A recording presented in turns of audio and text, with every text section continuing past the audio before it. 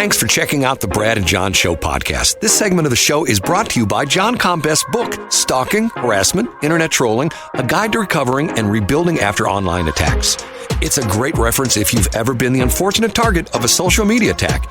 It's available on Amazon. Just search John Combest. That's C-O-M-B-E-S-T, John Combest, and the book will show up in your search results. Now it's time for another segment of the Brad and John Show. Can you handle it?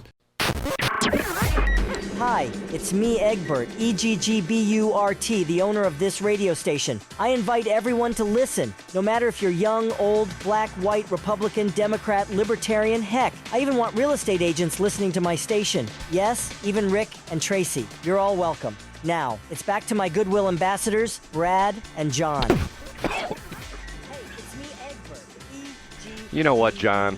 What's that, Brad? I coughed. I screwed up. I didn't hit the right button the right time. Hold on a minute. I've got to, hold on a minute. I got to do this. I love it when the boss calls us two dudes. Is that like, that's not really us. Okay, hold on a minute. Here we go. This is going to be, hold on a minute. This is going to be redo. Okay, you ready? All right. Hi, it's me, Egbert, E-G-G-B-U-R-T, the owner of this radio station. I invite everyone to listen, no matter if you're young, old, black, white, Republican, Democrat, Libertarian, heck, I even want real estate agents listening to my station. Yes, even Rick and Tracy. You're all welcome. Now, it's back to my Goodwill ambassadors, Brad and John. You know, I'm a little bit disappointed. I haven't gotten any cease and desist letters from Rick and Tracy lately. I mean, hey, you know what? We're going to make it, I think we're going to make it a whole week with that being the only reference to that station, Brad. You know. I think we give them a whole lot of airtime, and I think that was great for the first 68. But, 69 is a fresh start, Brad. We're just going to grab it. We're going to pull it in. You know what I'm saying, Brad? They don't talk to us. They don't talk about us at all, do they?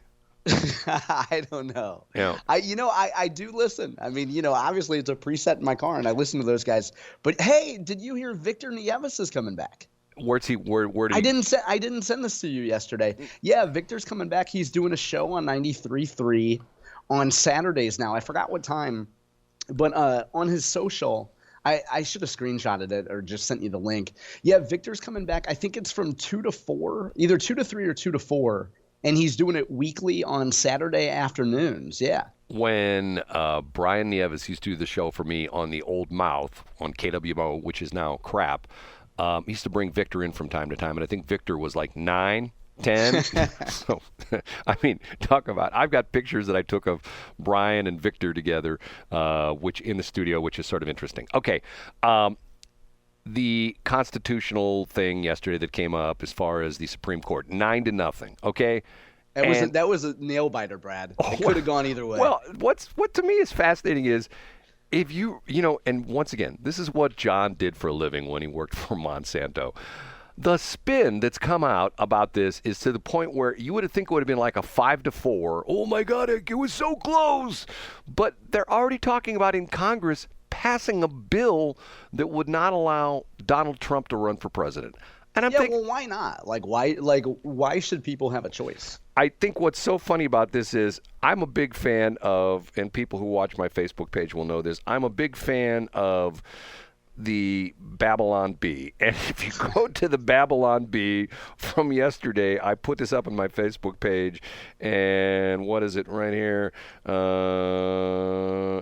Maybe I didn't put it up on my Facebook page. I thought I did. The story was, let me see if I can find it real quick. Talk for a minute. Let me see if I can find this real quick. Oh, so here's the thing. The best thing that come out of the 9-0 decision yesterday was Keith Olbermann's tweet, in which he said something that many of us have known for years, which is he said liberal white women are useless. Now, I think that's quite unfair because some of them are beautiful. Like, you could think of them as entertainment. You could think of them as breeding vessels. You could label them anything you want to that tickles your fancy. Many of them are whimsical. They believe in things like astrology and then you're like, oh yeah, oh, I was born at 11/11. You should totally come home with me tonight. Like, just tell them, whatever tickles their Wiccan fantasy. But Keith Olbermann says that liberal white women are useless, and he points to the women on the U.S. Supreme Court. and how they have enabled this tyrant known as Donald Trump. Okay, here's the headline. In major blow to democracy, Supreme Court rules voters can vote for their favorite candidate, which is sort of funny. That's the and here, start off the Babylon Bee story. We have to start it. It's pretty funny.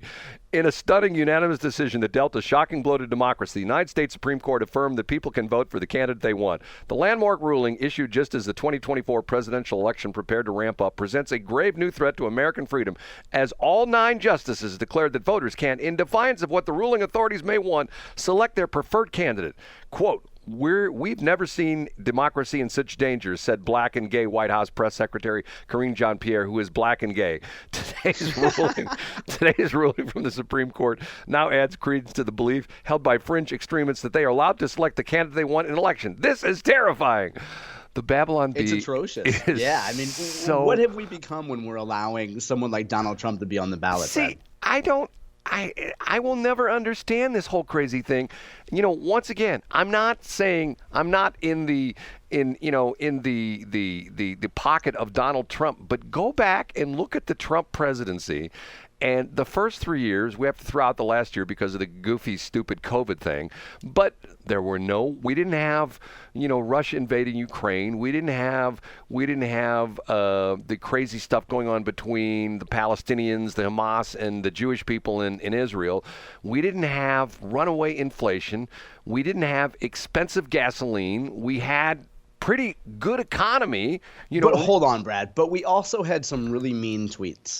Yeah, right. We had some tweets that hurt a lot of feelings. And I mean, can you put a price on it? I just see, what's the old saying? It ain't bragging if you've done it. You know what I mean? Yeah, exactly. Or, as we like to say, Brad, those of us who occasionally watch a sporting event or two, you just say scoreboard.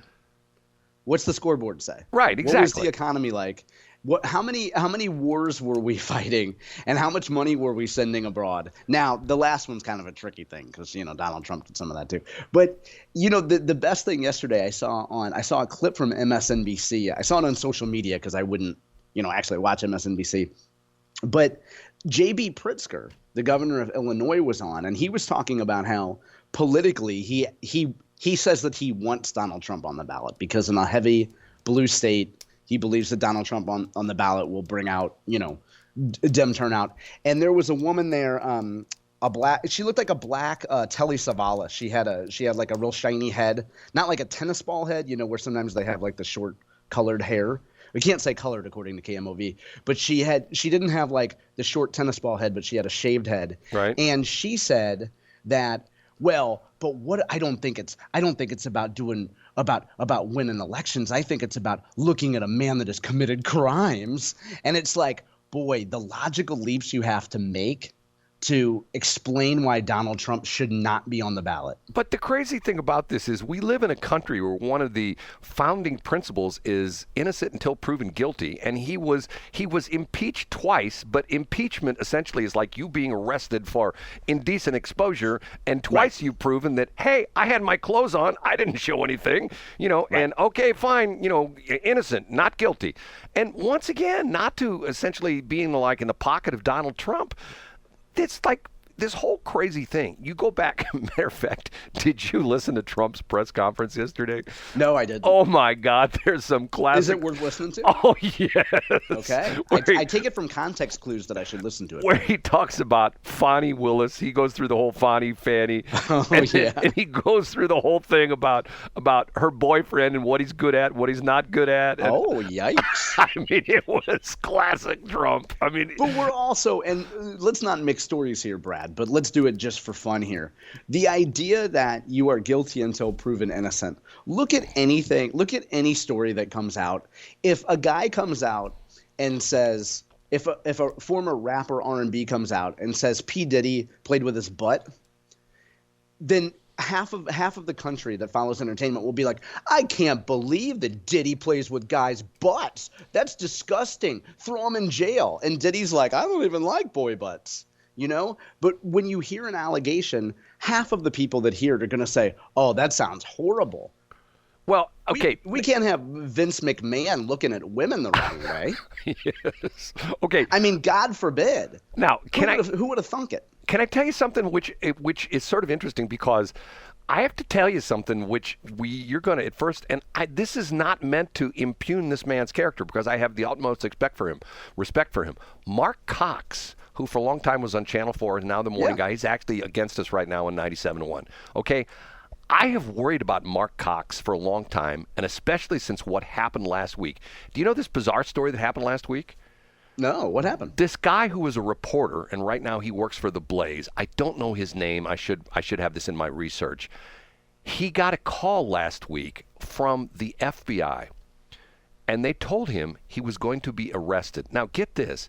They told him to show up at the courthouse, and I'm not making this up. They told him to show up at the courthouse in shorts and flip-flops, because it would be easier for him to change into the jumpsuit for them to put the leg irons and the handcuffs on him. So it couldn't have really been the FBI. No, seriously. No, it was? Oh, yeah, true story. So what happened? I don't know anything about this. He was a reporter who was at the Capitol building on January 6th. Oh, okay. Yeah, I saw a headline on this yesterday. Yep. Yes. And what, 3+ years? Because it's now 2024. January 6th of 2024 was essentially 2 months ago tomorrow. So we're talking 38 months ago. They've now charged, after 38 months of that, they've charged him, and they're charging him with the same stuff, that he was not allowed in the Capitol building. He was trespassing. He might have stepped over that velvet rope, Brad. Everybody else followed the velvet ropes, but he might have stepped over it. The point I make about Mark Cox, and I sent him that article, and he didn't respond at all, is that Mark Cox was the only St. Louis media person there on January 6th. And Wow, I didn't know that. Yes, he trumpeted that fact quite a bit before the deal and a little bit afterwards, but when the January 6th thing turned negative, he hasn't said too much about it anymore. Right.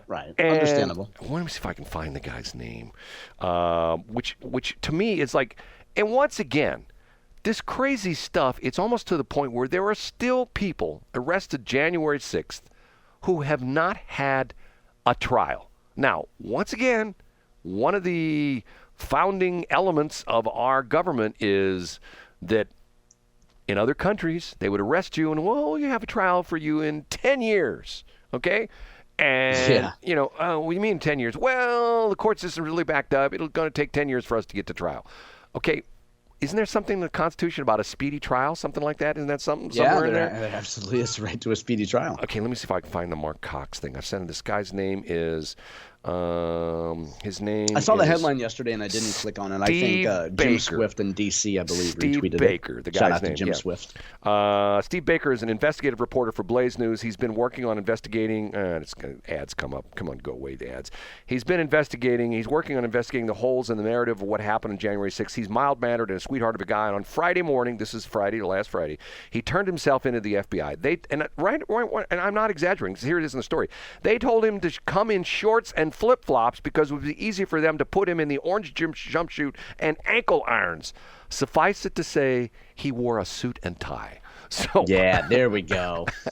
I'm going like, unbelievable. And also imagine if he would have shown up in shorts and flip-flops and you have a bunch of cameras there because they got tipped off because the Fed boys tipped them off that there would be a right-winger being arrested, and the guy shows up looking like a scrub in shorts and flip-flops. Okay, the article goes on, and this is obviously somewhat tainted. This is the Blaze. You know what the Blaze is all about. Yeah. Let that sink in for a minute. The Sixth Amendment says every citizen has the right to, quote, be informed of the nature and cause of the accusation when charges are brought against him. And he asked what the charges were, and they refused to tell him on the phone. That's the same amendment that guarantees the right to speedy, fair. That's what we're talking about, speedy, fair, and impartial trial. I missed the exception in that amendment for reporters investigating January 6th. I missed the exception in the First Amendment that ensures freedom of the press to everyone except reporters investigating the government's narrative. See, this whole January 6th thing, to me, and that was the Trump deal, that was the deal yesterday with Supreme Court, thing, the whole bit. Like, you accuse someone of something, and essentially it becomes the guilty verdict, which was never reached, if you know what I'm saying. Oh, of course, yeah. And that's exactly what they're doing with Trump. And keep in mind, a lot of people don't remember this, but in the waning days, keep in mind, January 6th, He was out of office, technically on January 20th, wasn't that the day? Correct, Okay, so between 6 and 20 in January of 2021, they impeached him. I mean, within 14 days, 2 weeks' time, he was impeached. And once again, they brought the what do they call it, the memorandum of impeachment or whatever, the articles of impeachment, the whole bit. And he was found not innocent, or he was found not guilty. He was found not innocent of the charges. I'm going like, in the history of the United States, I don't think there's ever been anybody like Donald Trump, to the point where.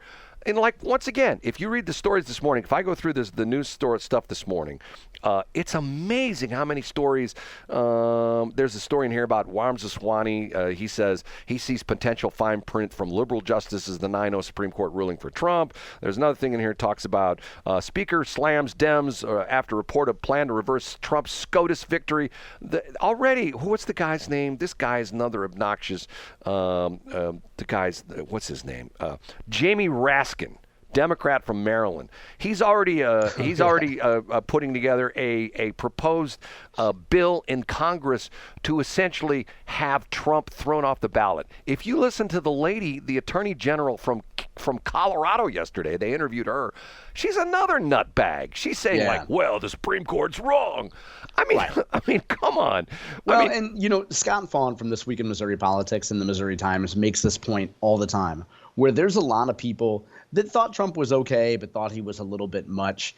And then when you see the Biden administration actively trying to put their number one political opponent in jail, normal people see that. And even if they're not big Trump fans, they're like, that's not right. There's something a little banana republic-ish about this. Well, even the crazy thing that's come out numerous times because of the fact that this guy, that Fani Willis, whatever her name is, hired her boyfriend to go be the special prosecutor for Donald Trump.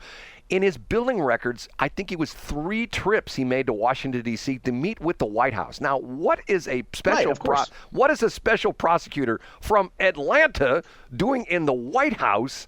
Because you can connect the dots real simple there. Okay, let's try to make Trump's life miserable. Hey, Mr. Prosecutor from Atlanta, come to D.C. We'll try to help you out. We'll give you some ammunition to put some bullets in Trump's, campaign balloon. You know what I mean? It's like, God. Okay. Did I say that? I don't believe I did. Okay. Next. That's not a death threat, though, Brad. And if it is, then you can go on social media tomorrow and say, potato. What's that guy's name? Oh, by the way, and I will say that we'll talk about it a little bit next break. We don't have much time.